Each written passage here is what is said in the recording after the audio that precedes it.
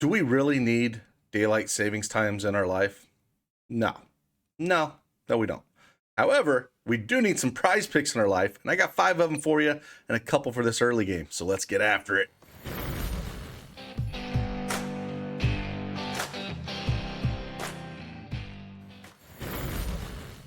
Happy Sunday morning. It is Craig Bennett, aka Cash Keg. And the clock's changed. Screwed me up this morning. I didn't know what was going on. Went to go get a cup of coffee. I had no idea what time it was, but here we are. Apparently it is 7 o'clock Eastern Standard Time. Should be 6. I don't know. But hey, we're here to do some prize picks. Yesterday was a good day. We almost had the full sweep on our hands. Went 6-2. Just missed the Halliburton over 32.5 points, rebounds, and assists. But got the point. So if you want the points, like I said, over the points, rebounds, and assists, would have been fine. But I put both of them out there, so we'll count that one as loss. And then Giannis just missed that one as well. And I did play the Looney over assists. It was just too good to pass up, so we count that one. So 6-2 for the day. Hopefully you won some money. I saw some comments about some guys cashing, so that was awesome. And again, you know the thing, man. Hit that like button for me. Subscribe to the channel. Turn on the notification bell so you know when I upload these videos as the lines do move throughout the day. And let's just get after it, man. I got 5 picks on the early video, and let's see what we got.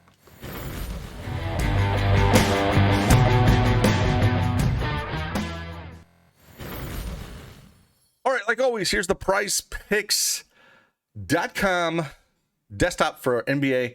And I said I got 5 picks for you, and we got 8 games total on this Sunday. One that starts at 1 p.m. Eastern Standard Time. Got some plays for that. And then there's another game before the main slate starts. So we got some of these games I'll talk about early for this early prize picks video. And I tried to do that. They put these out earlier, and that's what we have for these early ones. So I kind of like it. That way it gives you something to, to absorb, and hopefully we can win you some money here. So if you do not have an account, make sure you head on over to prizepicks.com and use a promo code DFSArmy and get 100% instant deposit match up to $100. Let's get after it. All right, first one on our hands: points, rebounds, and assists. I actually got 4 of these today out of the 5 in this early video, so we're gonna be landing in this page a bunch. But we got a nice board on our hands just looking at it. I mean, again, a lot of it's these early games, but we got a nice sized board, so there's a few things to look at here. First one we're going to go at, though, we're going to go Marvin Bagley, and we're going to go over 25.5 points, rebounds, and assists. The juice is sitting about minus 130 on this. The Clippers defense 11th in points allowed, 28th in rebounds allowed, and 12th in assists allowed. He's been balling out here with some of the injuries that they've had. There's no Isaiah Stewart, so he's been getting the start as well. Chris Smith is out for him as well. Frank Jackson's out for him. Killian Hayes is questionable. Diallo is out, and Magruder is doubtful. So they got a lot of injuries on his hands. He is an offensive threat as long as he does not get in foul trouble, which I want to say he did on the game in Chicago where he missed. Yeah, he got 4 fouls, and that was the game he got early foul trouble, and you see what happened. But when he keeps his hands to himself, he does pretty well. He had 34 minutes in this game against Boston, which is a hard matchup, and he still put up 32. I think this is one of those things where Bagley didn't get a fair shake over at Sacramento Kings, and he wasn't seeing a lot of time, and he needed to be moved. And the guy's got talent, right? And then again, at Atlanta, he played 36 minutes and he put up 30. So the field goal attempts are going to be there. 15, only 8 in Chicago with foul trouble, and then 16 and 16. I think we're going to continue to see 15, 16 shots out of him. Putting up 20, 19, 18 points in those 3 games as well. And the rebounds were there, 11, 10, and 8 in those 3 games that he went over. I'm not going to do a lot of assists, but he's basically more of a rebound and points guy, double-double, kind of guy if you want to bet his double-double. But again, we're going to go over on this. The juice is on it. It makes a lot of sense. For him to not hit this, it's just foul trouble. I'm pretty confident in this pick. We'll go over as long as he's not in foul trouble. It's just... He's basically the second offensive option on this team lately, even ahead of Jeremy Grant. He kind of just took a step back with Bagley here. Bagley's going to shoot the ball when he gets it. He's just super aggressive. So we're going to take the over on that one. We're also going to come in here and look at the next points, rebounds, and assists, and we're actually going to take his running mate, man. And when I mentioned the last game against Boston, I didn't take it, and I should have. We put up 41.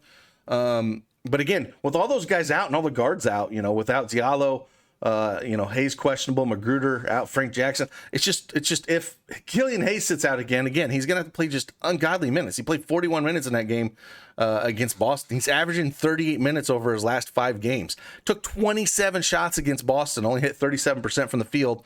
But again, just massive usage here. Again, he just missed the two games he just missed against Chicago and Indy. He missed it by a half point, points, rebounds, and assists.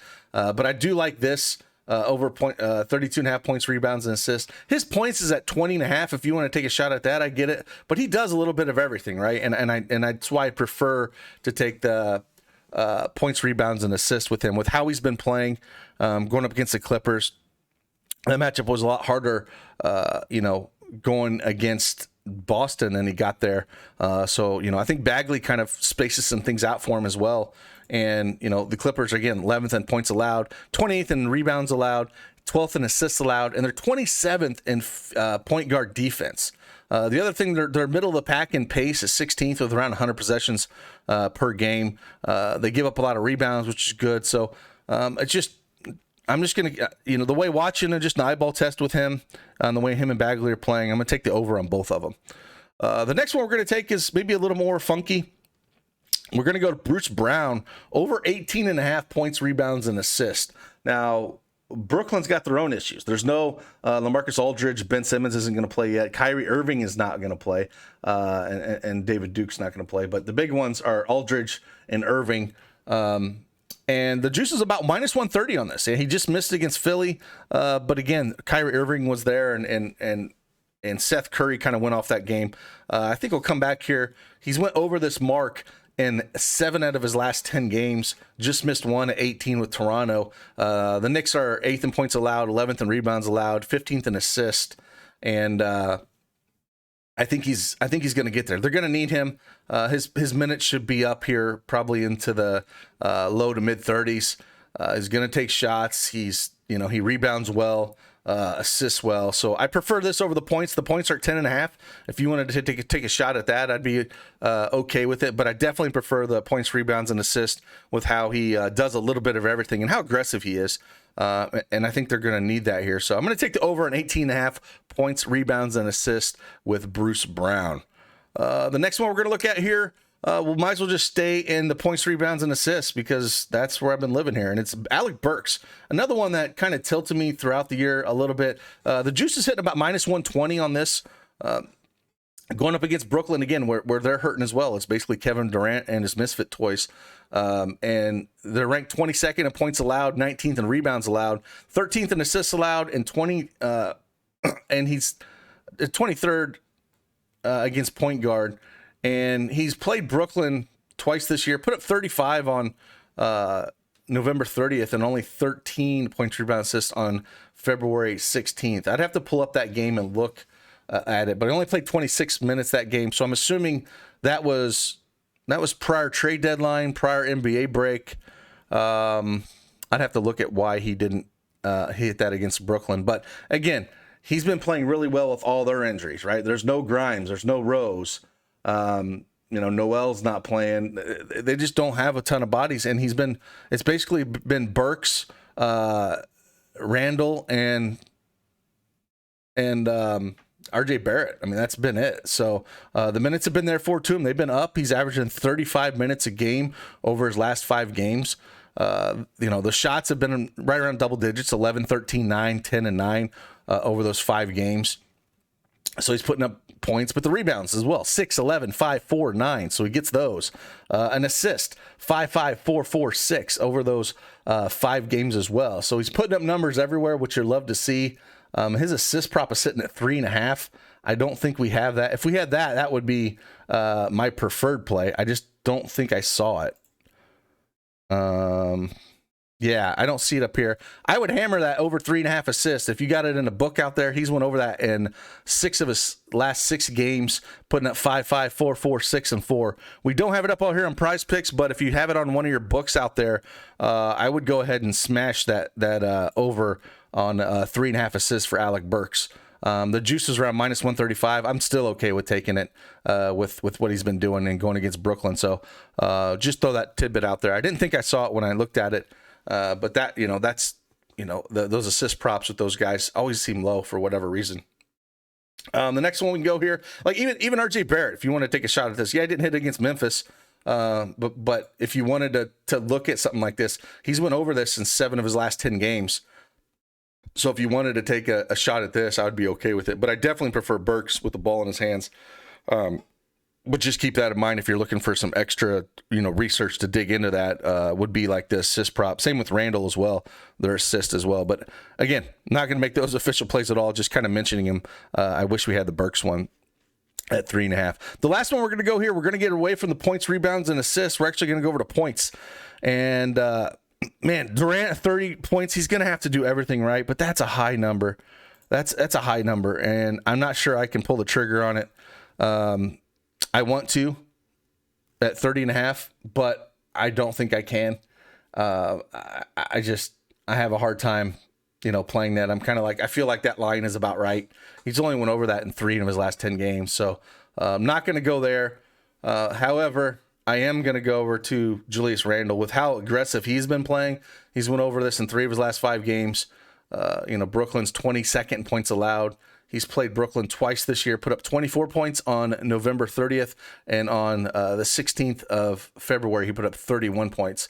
I think he's going to continue to be aggressive here, and the minutes are there, right? He's averaged 35 minutes a game over his last 10, took 27 shots in this Memphis game, 19 in this Dallas game, only shot 42%, and shot 30. Sacramento, we put up 30 or 46. He shot 31 times.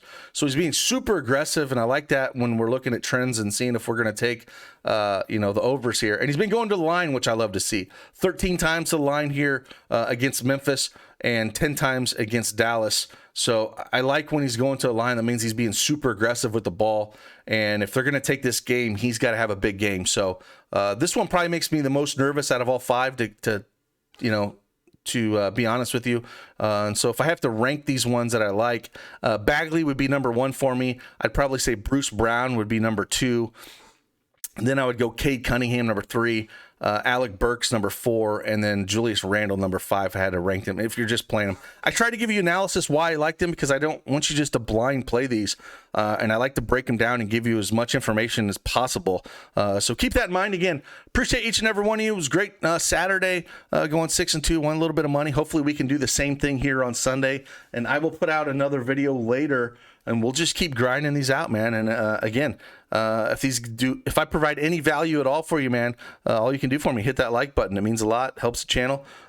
Subscribe, and let's just keep chugging. Enjoy your Sunday, and I'll see you guys on the flip side. Deuces.